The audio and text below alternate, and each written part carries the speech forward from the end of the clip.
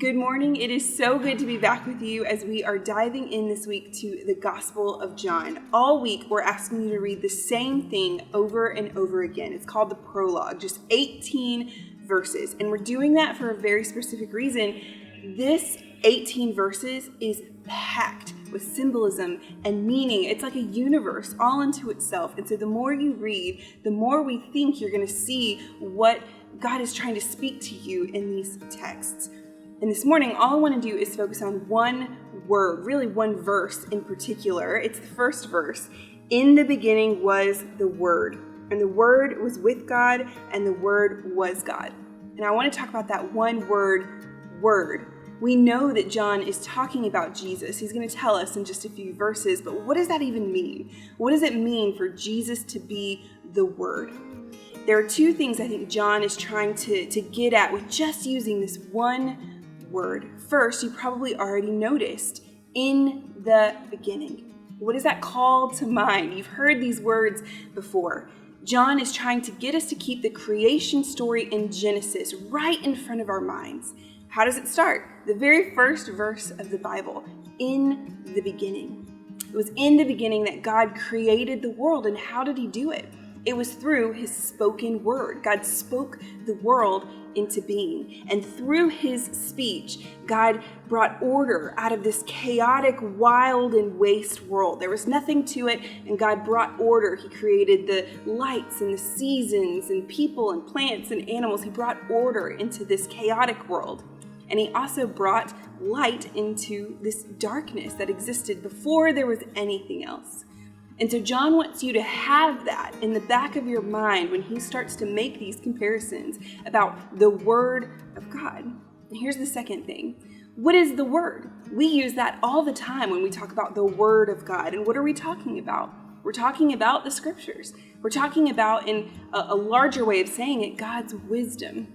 Psalm 8 makes this exact point. I encourage you to go and just read it real quick. Psalm 8 talks about the wisdom of God and what it means to live our life knowing that we're living it based on the wisdom of God.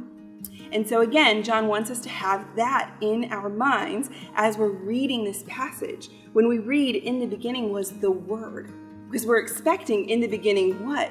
God. God created. God does all these things. But now he's flipping the script. In the beginning, the Word does these things. So in the beginning, it's Jesus. Jesus, he's saying, is like this new creation story. Jesus is now the one who's going to come into the world and bring light back into it. He's the one who's going to come into the world and bring order to what we know is chaos.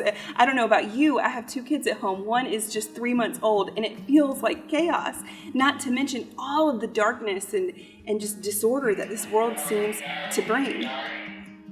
So there you have it. Jesus comes to bring order and light into a dark and chaotic world. And Jesus is this new wisdom. He comes to bring a new kind of wisdom. We often call the entirety of the Scriptures the wisdom literature. It's God's wisdom to us on the best ways to live. And that's what the Hebrew people would have thought of the Scriptures for them too, the first group of books in the Bible, the Old Testament.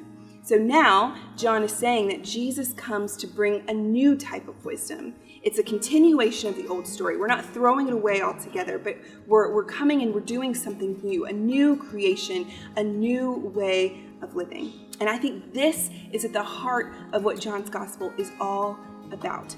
It's about a new way of living. It's about new wisdom for how you can live your life, for how we can be transformed by Jesus so that our lives can be full of light and order and peace as we begin to follow the way of Jesus.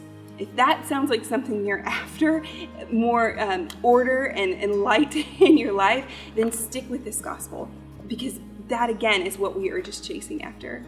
I hope you're as excited as we are for this new journey, and we'll see you back here again tomorrow.